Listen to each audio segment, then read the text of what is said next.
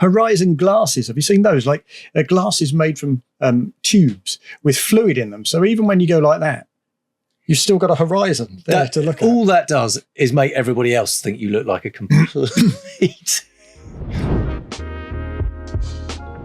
Welcome to the 4th episode of Boat Nuts, a podcast about all things boaty. Now this here is Boat Nut number 1, Hugo Andre, editor of Motorboat and Yachting magazine. I'm Alex Smith, Boat Nut number 2. I am deputy editor of that same magazine, and the basic principle, as in previous podcasts, is that we come down to a marina, jump on board a boat and chat about all things boaty. So where are we today, Hugo? We're down at Premier's Swanwick Marina. Lovely place. Sun's come out, all looking pretty chipper. Lovely, isn't it? And what's the boat? The boat, it is the same boat that we were on last week. We're on a different part of it. So it's a Sunseeker Sport Yacht 75, and we are up on the Sport Bridge. And very kindly, we've been loaned it by the chaps at Sunseeker Southampton just across the road. So £4 million worth of boat. Rather a nice thing to be based on. Plus tax, £5 million worth of boat. Don't be like that. Yeah, fair dues. Well, we won't be up here for long because we're going to pop down below decks and have a chat. And we're going to chat about 3 things as ever. We're going to chat about a boat, we're going to chat about a product, and we're going to chat about an issue. Now, the boat today is the Beneteau Island Cruising Concept, which is particularly interesting, isn't it? Yeah, really unusual. At the moment, it's still technically a concept, but I think it's got a lot of good reception. So the chances are it will be built by Beneteau, but some really different ideas on that. Interesting one to explore. Yeah, the product's interesting too, because there's lots of variety in the approaches people take to it. We're going to talk about seasickness solutions, which is particularly important for a lot of people. And finally, our issue of the day is very simple. Is there such a thing as a green boat? Indeed, there's a lot to talk about there. I suspect we'll be disagreeing about quite a lot of that. So Almost certainly. We rarely do. I know. Should we pop down below and disagree right now? Let's do it. Perfect. Our first topic of conversation today then is the Beneteau Island Cruising Concept. And I'm particularly excited by this because the trend in the current market seems very much to be towards the space and the efficiency of catamarans. But this is something different, isn't it? Yeah, absolutely. They've sort of taken that idea and really run with it, because the sort of conventional thinking is, you know, your boat's got to be, if you're a motorboater, it's got to be fast and powerful and sexy and have lots of enormous sleeping cabins and massive luxury. And they've gone completely the other route, and they've been out and spoken to a lot of their existing Beneteau owners and said, tell us how you actually use your boat. And it turns out that we don't hare around at 30 knots everywhere and bounce over the sea and travel for miles and explore new territories. What we actually do is potter from bay to bay relatively slowly with a bunch of family and friends, sling the anchor over the side, get out the barbecue, open the drinks cabinet, and just settle down and chat. And that the reality is that is what, for 80% of the time, boat owners do. So rather than designing a boat that's all about going fast or rapidly or across oceans, it's actually all about just having a fun time with family and friends. So they've designed the boat to do exactly that. So rather than a great big saloon or luxurious sleeping cabins, they've got 4 tiny little cabins below deck and a really big open deck saloon. They call it like an island lounge. And it's all kind of focused around a huge kitchen island, as in a big sort of cooking space with a big grill top, big sink, lots of fridges. And that becomes the kind of social hub of the boat. And that's kind of how we live at home these days, isn't it? If you've got a modern house, you tend to live in the kitchen, in the lounge, preferably open plan, and you're all sat around chatting, drinking, eating, cooking. Yeah, and then the kind of, from what I see, I've just watched your video before we began this, actually. A very good video it is too, Hugo. Thank you, mate. You don't have a division between an external cockpit and an internal saloon. It's just one entire deck space, isn't it? Exactly that. So it's all one space. There are no bulkheads. There's no sort of separate area for the helm station. There is obviously a helm, but it's all part of that. There's a big cooking island in the middle. You've got fold-down balconies so that when you're in the bay, you can open up the sides of the boat.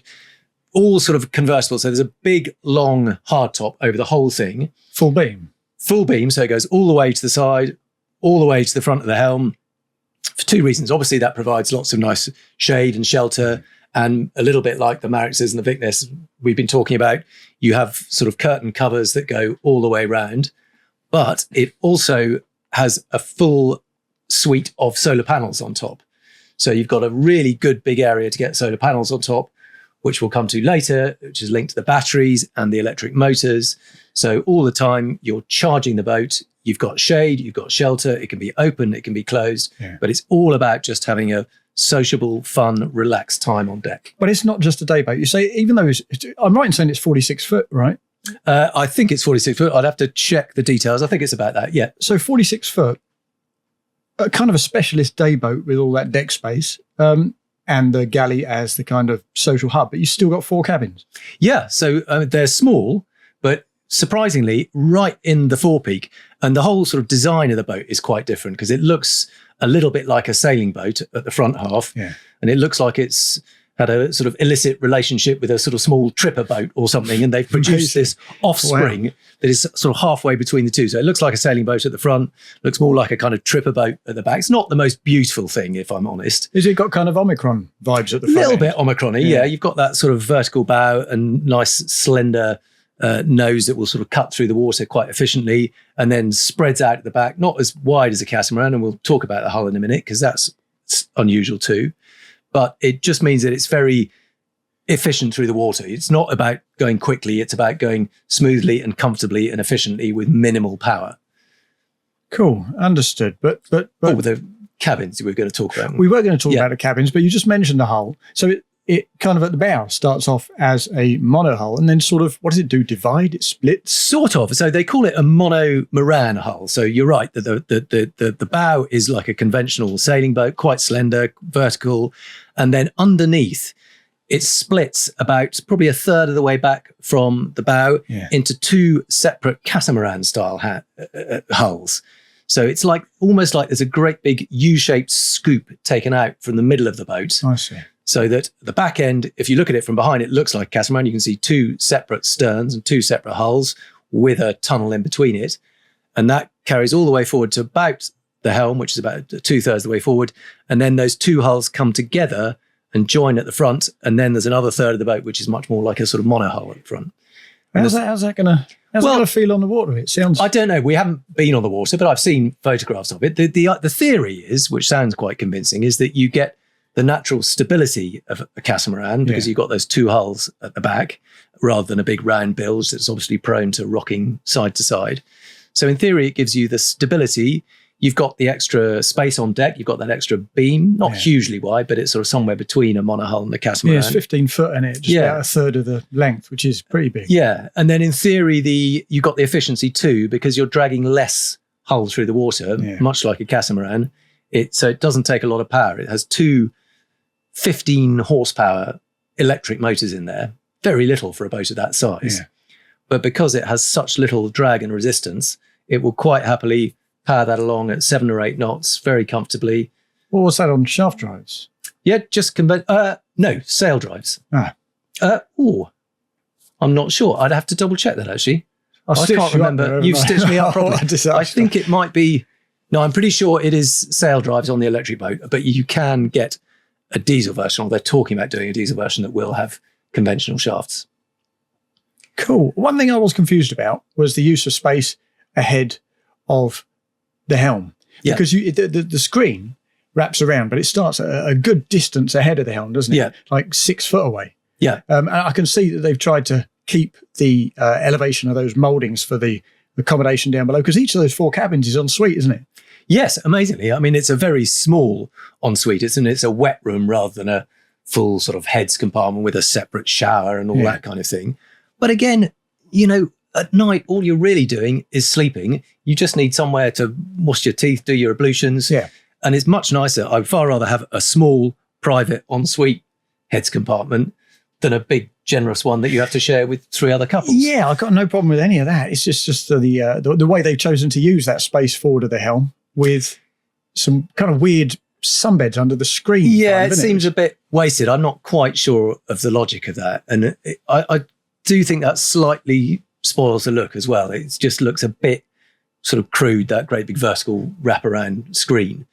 I think it just could be a little bit prettier, because at the end of the day, you still want to be proud of your boat. And if you're spending €500,000 or so on it, which is kind of the sum they're talking about, you want to be something that's that's fairly attractive. It doesn't have to look sporty or macho, but you still sort of want to feel, oh, that's a pretty looking thing on the water. And I'm not sure they've quite got that. Yeah, but it's not, is it? It's not a speculative concept because it's been built. You've seen one. You've been on Absolutely. Yeah, they have physically built it. They have been out sea trialing it.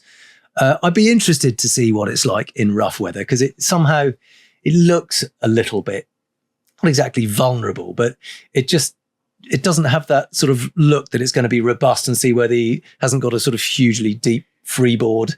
Yeah. So it'll be interesting to see how it copes. Certainly no flare, is there, of any kind? No, but then again, it's not for crossing oceans or, heavy duty offshore exploring. It's for gentle pottering around in sheltered coastal waters. And it looks like it ought to be fantastic at that, given how much it offers as a 46-foot boat. But I was thinking about it, and I've never been the sort of fella who's an early adopter. I don't have that courage. I don't have that bravery. I don't have that cash. I can't waste it. If I can't sell that on, I'm in a spot of bother. Yeah. So usually I'll wait 10, 20 years until something's been utterly proven. It's total success. Then I've just bought my first pair of those horrible little bits of footwear made of Crocs. Yeah, see? How long have they been around? 20 years or so? Yeah. That's the approach I take. So I'm looking at this and I'm thinking, yeah, it's all good, full of merit. I see that, and it's reasonably priced as well to a degree, I suppose. Relatively speaking, yeah. But who's going to buy that? It's surely a charter boat. Well, I think it's likely to be very popular with the charter market, and much the same as motor catamarans tend to be, because there it is much more about enjoying yourself in the moment. You're not particularly bothered. You don't own it. So all you want is a platform for having a really lovely holiday. And in that respect, I think it definitely would work very nicely. And you also need a maximum number of cabins because obviously if you're going on holiday with your family, you want to pack on as many people as you can. And having 4 double cabins, but a really big sociable entertaining space is the right balance, particularly and what's for a charter really boat. Handy for its purpose as a charter boat, which I would assume, as you say, is likely to be core for it, is the fact that there's no good cabin and shit cabin. They're all completely the same. Essentially, you're not going to feel jealous of the bloke who jumps on board first and gets the full beam master because they're all basically relatively small, ensuite, do the job, but not more. No, but on the flip side, if you are buying it, you kind of want the big cabin, don't you? If you're spending out $500,000 of your own, so if you own it, you're going to knock out that bulkhead and have a full beam cabin, aren't you? Well, I do wonder if they will offer something like that because they are quite pokey. And I think some people would think, actually, this would make a really good private leisure boat. But I would need a bit more space if that was my boat. And if it's your boat, you just go out as a couple, don't you? Yeah. So then you really want to have a bit more space to yourself. And if you're dragging around 3 empty cabins all the time, you think, well, maybe the split should be a little bit different. But I'm sure that's something they can get around to. They've just built the one boat, and I'm sure they will be taking on board feedback and adapting to suit. So what's your feeling? Do you reckon it will get built as a production model? I think it will. I think there's a little bit of work to do. I think it needs to look a bit more attractive, feel a little bit more special. I question whether that hull will make it through into the market as a monomaran. I'm fascinated to try it on the sea, but I can't quite see if all those benefits are going to come good and whether it's really better and more efficient and more comfortable than a full displacement hull, which are pretty good these days, and you can always fit stabilizers and things to it if you need that extra stability. Yeah, exactly so. But on the aesthetic front, I would just like to point out that if its natural competition is power cats, well, you name a pretty one at that size. Genuinely. At that size, okay, harder. But there are some quite cool looking ones. Sunreef are building some pretty cool Ultimas. There's that wider cat's quite a cool looking thing. I think it's possible to build a good looking catamaran. That Yacht 41, those little sporty things. I'm a big fan of the deck layouts. TH36. I don't know. That's about 6 I've managed to rattle off. Yeah, but you're not necessarily right about any of them, are you? I mean, I know it's a subjective thing, styling. And I know that the average buyer of this sort of boat won't really care a great deal because they want that space, they want that efficiency, they're happy to go slow. They don't need necessarily the go faster stripes. But cats and this monomaran, they just lack the natural aesthetic loveliness that comes with a monohull, don't they, for the most part? Yeah, I agree. It's a less promising start. But just briefly sort of popping back, the joy about having electric motors on that and all that solar paneling is that I think you genuinely would end up doing a decent amount of motoring just on electric power alone, because you've got 4 kilowatt peak of solar panels. Yeah. You've got 2 very low power electric motors. So with a full battery bank, I think it's about 46 kilowatt hour battery bank, you can get about 2.5 hours cruising, about 20 nautical miles, and all that's just from the battery. So all the while the sun is topping that up. When you get to your bay, you drop the anchor, that solar paneling is still going to be charging away. So you have got a diesel generator if you need it to boost the battery. Yeah. So you've got the range, and with a couple of 100 litres of diesel, you get a 250 nautical mile range. So it seems to me that if we are trying to be a little bit greener, that does look like a possible way forward. But we'll debate that in more detail later. We will. I just think that concept has all sorts of merit, and I'm pleased because you so often see quite outlandish, quite brave concepts on paper on the designer's draftsman's board that never and stand no chance of making their way into reality. This is something much more concrete than that, and I hope people get on board with the idea because, like I say, I think it's got a lot of merit. And I was very sceptical about it originally. When I first saw it, I thought nobody's going to buy that. It's just too ugly. But then when I actually looked into the detail and understood what it was all about and why they were doing it, it really started to add up and make sense. So, Price? Well, they're talking about 495,000 euros for a production version of it. I don't know whether that will be with all the solar kit and the electric motors or just a straight diesel. But I think given the fact that you can get 8 people on board, then it starts to make surprisingly good sense. £500,000 for a 8-berth 46-footer. Yeah, I mean, we get very blasé about this because £500,000 is still £500,000 that neither of us have got. But relative to what's else in the market, it doesn't sound so bad. You know, I mean, a starting price for a lot of 50-footers is best part of £1,000,000 now. Exactly so. So good stuff from Beneteau. But we must move on, and we're moving on to our products of the day, which are seasickness solutions. Now, I know, Hugo, that you have suffered in the past from a little bit of seasickness. I do. I mean, I'm a yachting journalist, and I suffer from it. And it's a terrible thing. It absolutely ruins your day on the water, and it's really hard to get rid of. If it strikes, if you let it get to you, there's no solution other than going to shore. That's exactly it. If you get it, I've got it twice in my life. But you know how if you're feeling ill, generally you'll be sick and you'll feel better. You're kind of on top of the world, slightly euphoric because the pain has gone. No, you can be sick as many times as you like. When you got seasickness, it gets no better. You need to be ashore or asleep. So prevention is obviously better than cure, and that's kind of what we're looking at here, isn't it? Yeah, absolutely. Or ways to try and avoid getting it in the first place somehow. Yeah, so share your wisdom. What you got? Well, I mean, top tip I always think is get involved in the action, because distraction therapy is the best way to avoid letting it get to you. And I think there is no better way of doing that than actually taking the helm, because if you're driving the boat or driving the car, your mind is elsewhere. You are focusing on something different. You're looking ahead to the horizon nearly always. You've got other things to do, other things to think about. And for me, that is by far the best way. So if you know that somebody is prone to it, get them on the helm. They might not be able to take it out of the marina, but as soon as they're out in the marina in open, safe water, give them their helm. You're exactly right. I've never in my life seen anyone who's helming suffer from it. No. It's all those people who go a bit quiet in the back. They've been looking inside the boat. They lost the horizon. They're not involved. Start to yawn. As it goes, know they're in the most terrible trouble. Don't you? But by the same token, just as driving is a really good deterrent for seasickness, well, picking the right day, going out in good weather, having places where you can shelter in the lee of land masses.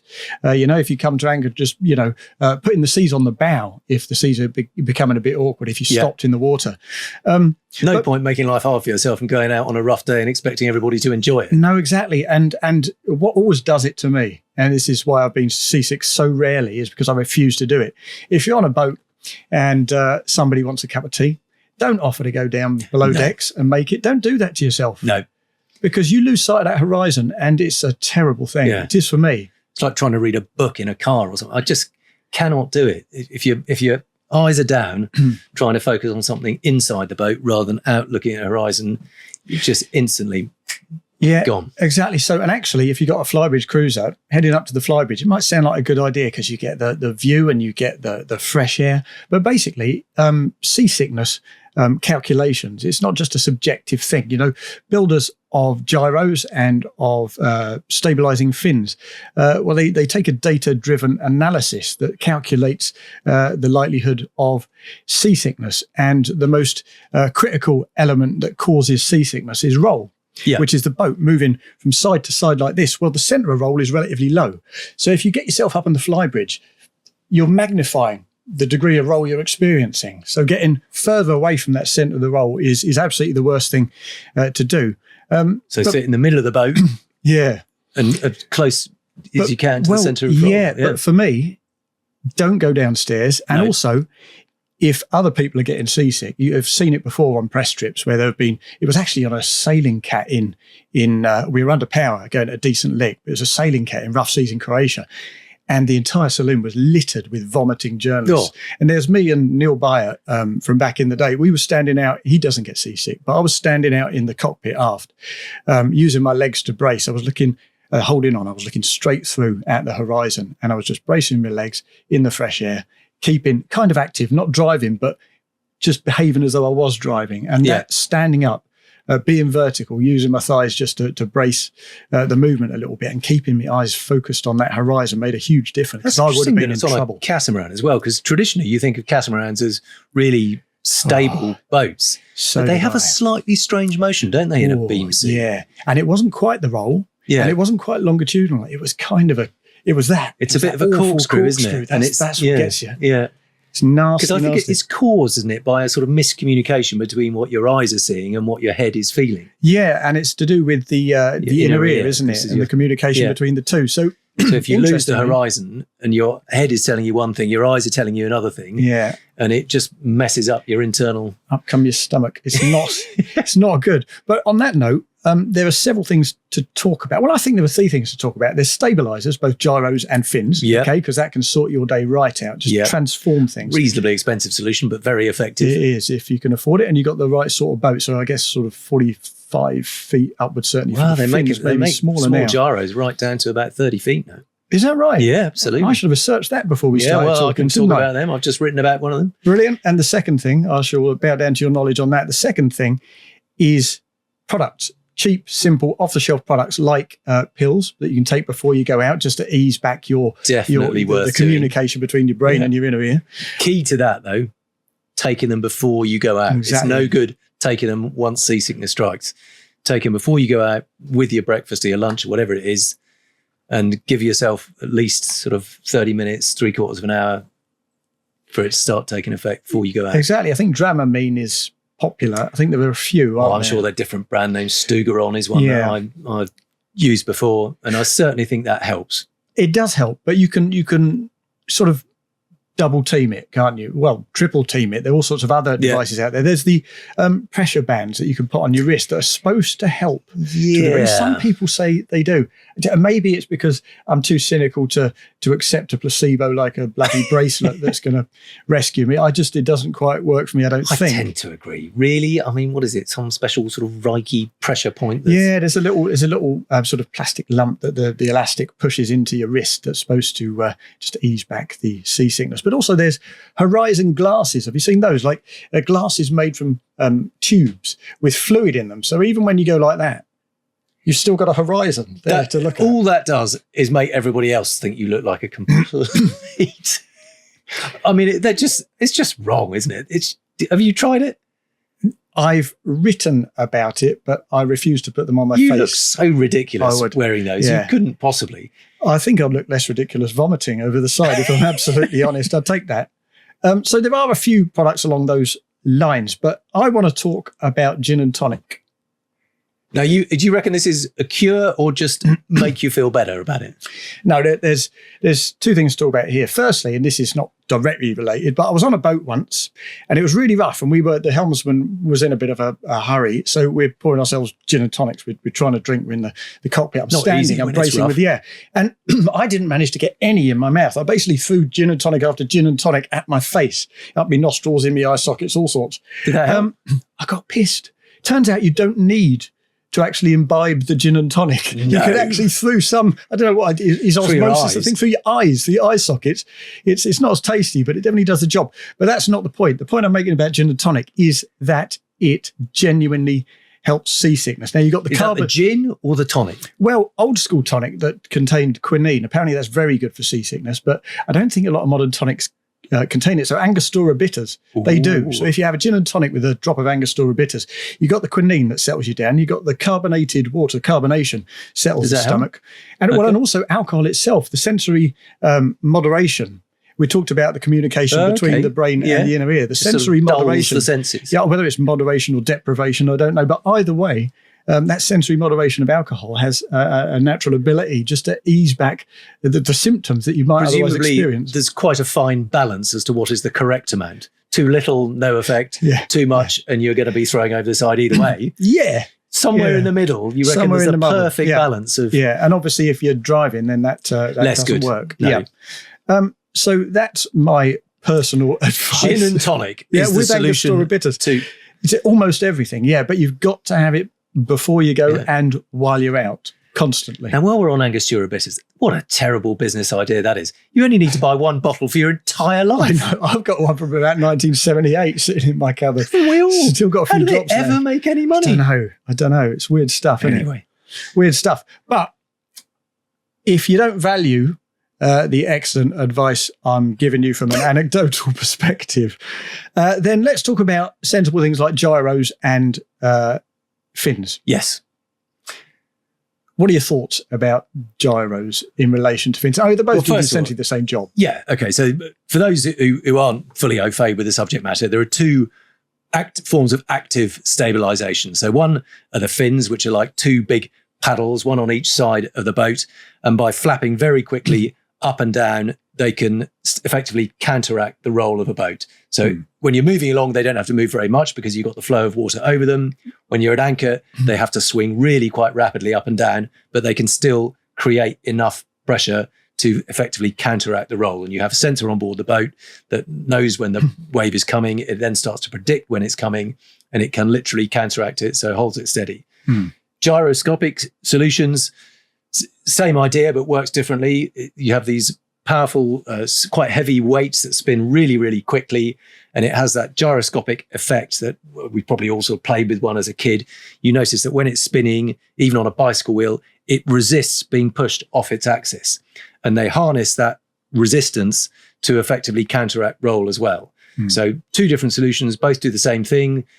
Pros and cons to both of them. I think the nice thing about a gyroscope is that you don't have any external addition to the boat. So you don't have to have anything penetrating through the hull. It's all contained. The downside is that they take quite a lot of time to spin up. It takes sort of 20, 30 minutes And a to fair bit reach of speed energy. and quite a lot of energy. Although to be fair, you need energy for both of them. So you usually have to have a generator running or a very powerful battery for some of the smaller Decent bit gyros. of weight as well.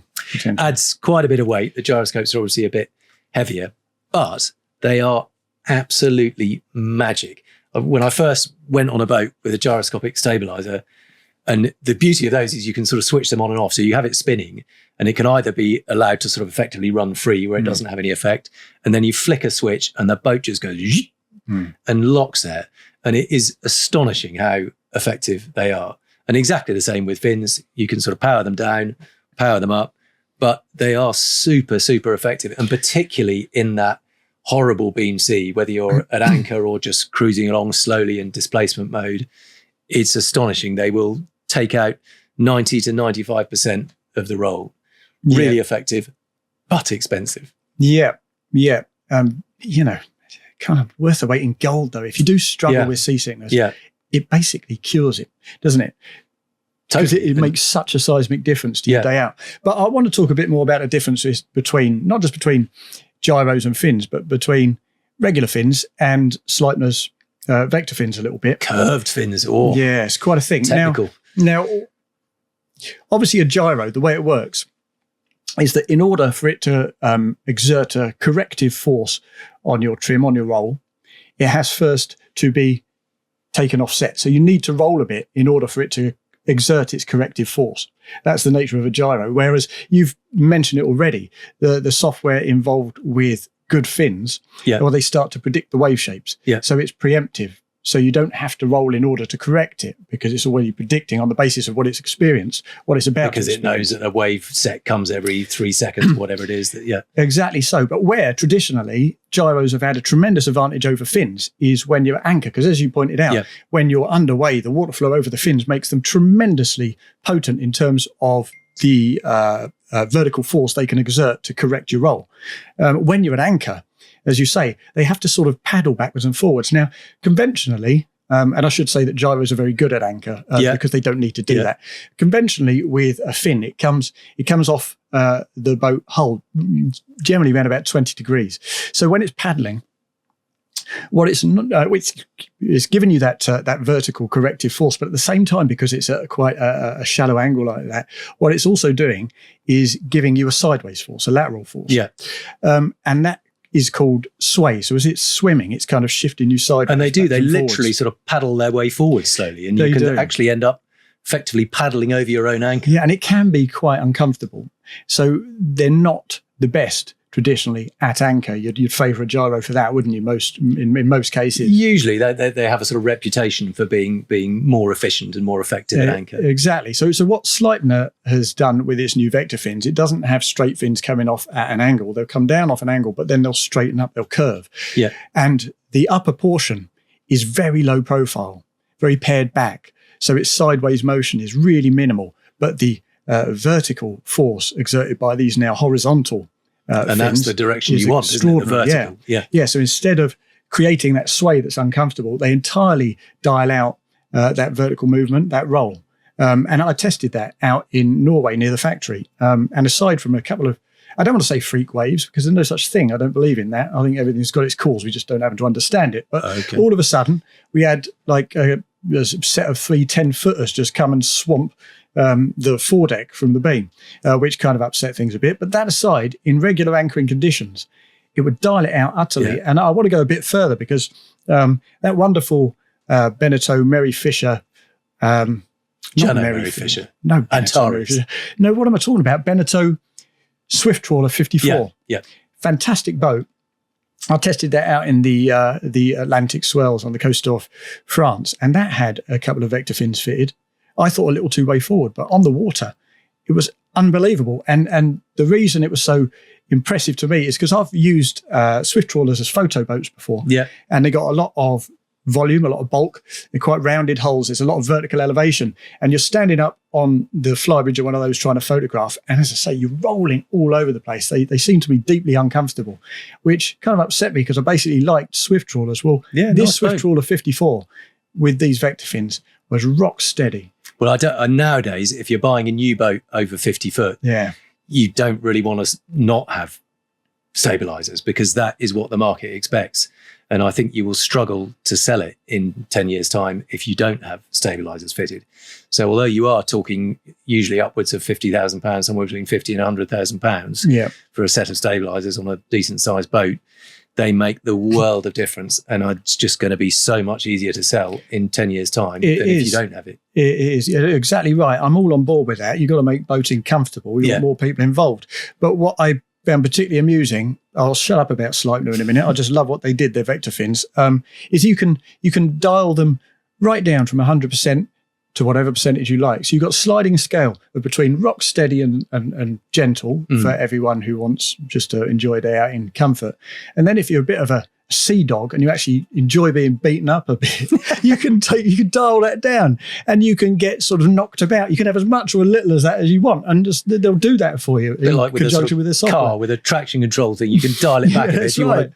Yeah, give me a little bit of oversteer. That's right. Yeah. But I'll tell you what, I can see that being useful, particularly when you're anchoring overnight, because the big problem with them is the power draw. Yeah. And if you can have a set that will just take the edge off roll or only kick in when you need it, and you're able to do that overnight without running your generators, that would be a big win.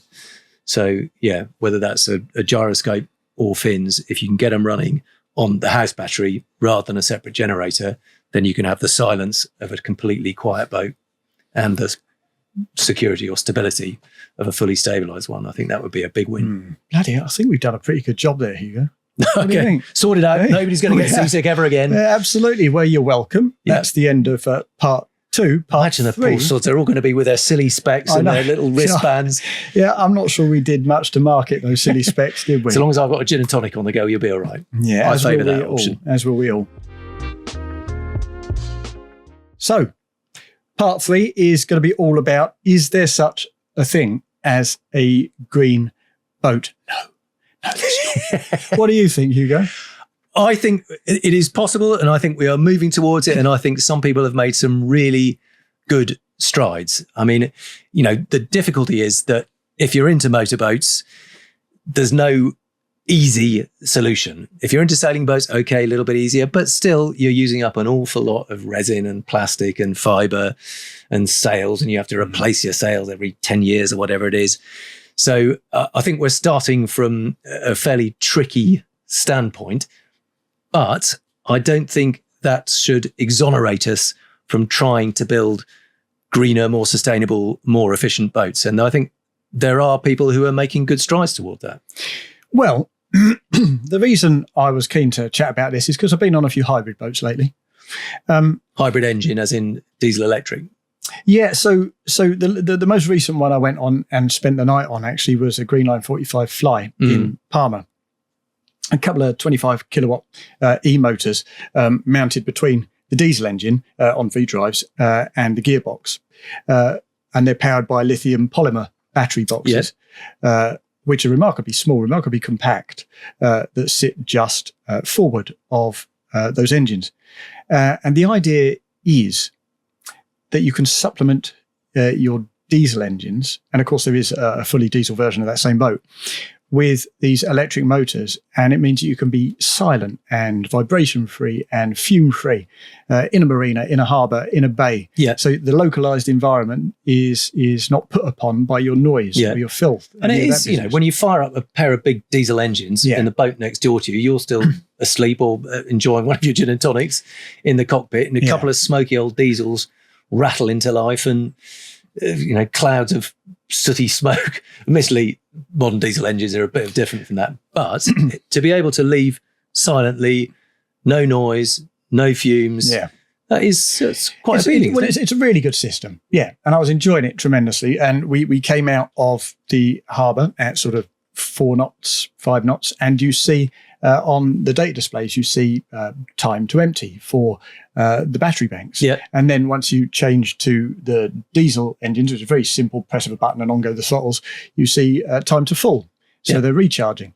So it's all very simple and easy to use. Necessarily a green boat, is your point? That is my point. Okay. And I see this from a lot of boat builders where they start playing with hybrid solutions.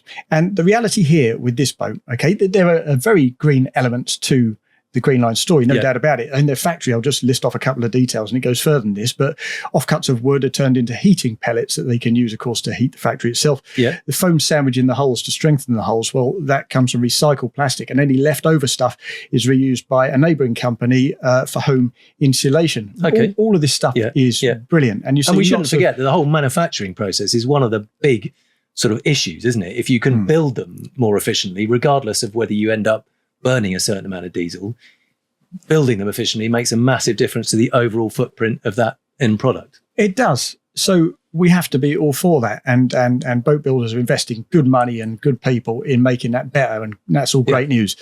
But to say, and as I say, I don't want to criticise Greenline, particularly. This is a broader issue we're talking about here.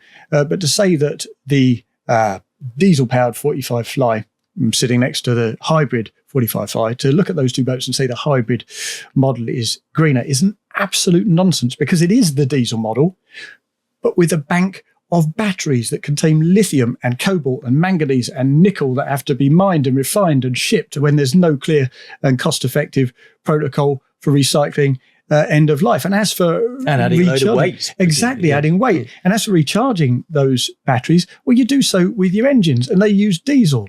Yeah. So, to talk about... You can recharge them in the marina, presumably, too, off the shore power, can you? Well, I'm sure you can, and I wonder where that electricity comes from. Well, what I'm saying is that we maybe need to reframe our attitude towards these things, because at the moment, and not just in the marine industry, in the car industry, I find it distinctly disingenuous. It's as though when I'm being spoken to by a boat builder, they believe I genuinely know nothing and have no perspective about the way the world works. And they might be right about that. They might be, but it's just a lucky guess on their part. I find it quite offensive that they would just leap to that conclusion. So when I'm saying, is there such a thing as a green boat? Well, I've talked to some bigwigs about this. You know, Erin Bamps, the boss of Prestige. Yeah.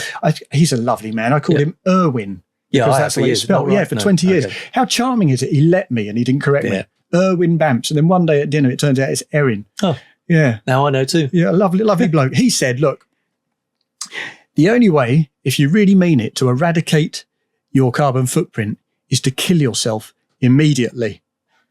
Well, that's it. Yes, that would certainly help. Okay. So that is taking... Presumably you'd then have to be buried and recycled, because if you were cremated, then that's going to use a whole lot more Absolutely. power. Turn me into a battery of some sort. But I find that a slightly negative take on life, partly obviously because it eradicates the human race, but also because, again, my point is that doesn't exonerate you from trying to have a smaller carbon footprint or a more sustainable footprint. No, it doesn't. But let's just talk about cars for a brief moment. I've got some good friends. They're much more successful than me. They run marketing companies in London. They're very potent and powerful and worldly wise people. And they invest in electric cars as though it's good for the planet. I like the way you say invest there. It isn't, is it? To be fair. You can't tell me that 2 tons of virgin equipment containing massive battery banks is greener than the crappy little Mercedes with the diesel engine that already existed that I simply bought for a couple of grand and that does 60 miles to the gallon. I just can't believe that's true. No, but someone somewhere has got to be buying these new cars for you to be able to buy them secondhand for a whole lot less money 10 years later. Yeah, but that's the point. I shan't be buying those cars. Well, you might not have a choice. But returning to boats briefly while we can. I think it is possible to build a green electric boat. You need the electrical supply to be equally green, but now we've got a whole load of wind farms and solar farms that is increasingly possible. But also, if it's the right kind of boat. So we talked briefly about the Beneteau Island Cruising Concept. Yeah. There are also some really big electric solar-powered catamarans, proper cruising catamarans like Silent Yachts and Sunreef, particularly clever because their catamaran design creates an awful lot of space to put solar panels on. And the really clever thing about the Sunreef is that they've now started molding the solar cells into the hull itself. So you don't just get the sunlight coming from above, you get it reflecting off the sea. So you're constantly feeding the batteries with a really useful amount of solar power because you've got enough panels on there. Being a catamaran, it doesn't require a lot of energy to push it through the water. So you don't need big electric engines. You just need a couple of relatively small ones. You do need some battery banks to provide a kind of sink and a storage capacity, because the beauty, again, of particularly a catamaran, the way we go boating is we tend to cruise for 20, 30 nautical miles. Then we throw the anchor out. Then we spend 2 or 3 hours in the bay having lunch. All that time, the sun is still shining, still charging your batteries, probably gives you enough for another 20, 30 miles, do the next cruise across. And even when you're not on the boat, when you're away for the week, it's constantly charging, providing power when it's in the marina. So I think genuinely on that style of boat, if you're using it largely as a day boat, then you can live most of your life pretty much off grid. And of course, as well as the engines themselves, you've got the house power that you need to run a boat, all the fridges and the lights, all the electrical goods. Again, it's providing all of that power. And most importantly of all, if you can avoid turning on the generator, it's just a much more pleasant experience. If you're in a beautiful bay, totally silent, totally calm. I'm really pleased you said that at the end, that it's a much lovelier experience, because cynical old git that I am, even I'm not going to dispute the fact that when you're operating on electrical propulsion, it's so much more lovely in every regard. Yeah. As a boat tester, frequently I'm standing on the back end of a boat, kind of displacement speed, you're getting the fumes from the engine, the vibrations. It does turn you a bit green after some time. Being on these electric boats is fantastic. But what I want us to understand here is that when you talk about that, you're not talking about, we're not saving the planet. All we're doing is making our day out better. Yeah. That's what we're doing. And we're possibly damaging the planet a little bit less, We're damaging which is the a good planet. thing. Well, quite often we're damaging the planet in a different place where we don't happen to be. So we're in that bay. Yeah. There were no fumes. There's no noise. It's all great. And you think, yeah, I'm at one with nature. The damage has been done elsewhere, wherever these batteries happen to be mined, all that sort of stuff. You know, that's what I'm talking about. If we could just shift the point of damaging the planet away from where we happen to be on our boats in that moment, then it feels like we're saving the planet. But what I'm saying is we're not. All we're doing is improving our day out. And there's nothing wrong with that. I just want everyone to be aware that that's the case. But also we can't just carry on burning diesel like we used to. You know, we can't just say, well, it's no good, you know, no point even trying because we're just mining lithium or somewhere. I think, you know, history of the human race is constantly evolving, and we may not find a perfect solution straight away, but if we don't try and invent these new technologies and find new ways, who knows, they'll invent a new battery or a more efficient fuel cell. Unless we try and make these steps, we're never going to know. So I think we still need to be out there pushing the boundaries, trying new technologies in order to find a solution. Because if we just resign ourselves and say, well, it's none of that is any better than diesel, so we might as well stick with diesel, we're never going to solve the problem. No, we're on the same page. But you know as well as I do that sometimes you'll get a press release that is about a brand new 150-foot super yacht that's used some recycled wallpaper. Yeah. And you're like, well, it's taking a dustpan and brush to an earthquake zone, isn't it? I mean, what are you doing? Don't talk to me as though I'm a buffoon. That is nonsense. And what I'm saying is a lot of the stuff that comes towards us from boat builders is disingenuous and it is nonsense. The stuff you're talking about is about real progress, and that's what we're after. Yeah, and even if you make a hull that's 20% more efficient, that's 20% less fuel you're burning. And there are new technology of building materials. You know, people are starting to experiment with bioresins and, you know, natural flax instead of glass. One more boat that I think is worth mentioning because it's just so cool is the Candela. Yeah. You know, so the Candela, pure electric sports boat, but with fully automated foils. And again, obviously the foils make a big difference because it's much less drag and therefore much more efficient. So you actually get a credible range of about I think it's about 30 nautical miles at a decent planing speed of 20, 22, 25 knots there or thereabouts. But also because it's such a cool helming experience. You know, I think the real win for Tesla when it came along was not necessarily the fact that it was battery powered or greener, but that it was just cool. It was really fast. It had, you know, cool interior electronics and it was just a different experience. And this is the same. You get in the Candela, climbs up on those foils. There is no noise at all because you lose all the hull noise. And it's amazing how noisy a hull is. If you drive a boat, an electric sports boat with an electric outboard, it goes just as well, but it's very nearly as noisy because so much of the noise comes from the water against the hull. When you lift up above the waves and you're foiling across it, it's absolutely silent and magical, and it genuinely does feel like a magic carpet. It's extraordinary. And I think if you can offer a different or a better experience, then it slightly regardless of what impact it does or doesn't have environmentally, it's a cool thing. People will buy it. Well, exactly so. In order for a greener technique to be embraced, it needs to improve your day out in some way. It's got to be advanced. Nobody wants something traction. more expensive that isn't as good.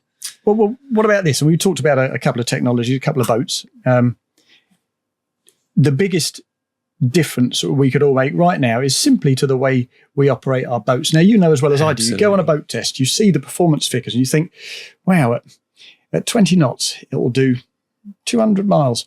Oh, at 7 knots, it will do 2,500 miles. Do you know what I mean? Yeah. So take the bloody throttle down, you know, and with the tabs and the interceptors and the gyros and the fins, you can, on a lot of boats, travel at 7 knots, flat and in comfort. You know what I think they should do? It should be a legal requirement for every dashboard to have a display showing you either the predicted range or the fuel per nautical mile, but something that shows you in your eye line constantly the difference it makes as to whether you're going at 800 RPM, 1500 RPM, 2,500 RPM.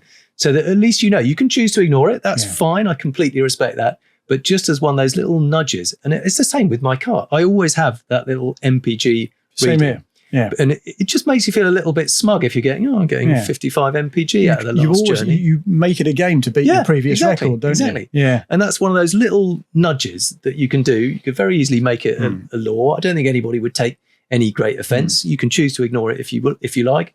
But it's just, why not encourage people to take something that improves everybody's life? And actually, cruising along at 7 knots, 8 knots, lovely experience. It is. It's quieter, it's more comfortable, you can enjoy your surroundings. How old do you and I sound? I know it's brilliant. I'll take 7 knots over 70 any day of the week these days. So long as I still every now and then can have a little blast at 40 knots. Yeah, fair dues. Well, we asked the question, is there such a thing as a green boat? Realistically, in our part of the market, power-driven vessels, at the moment, no.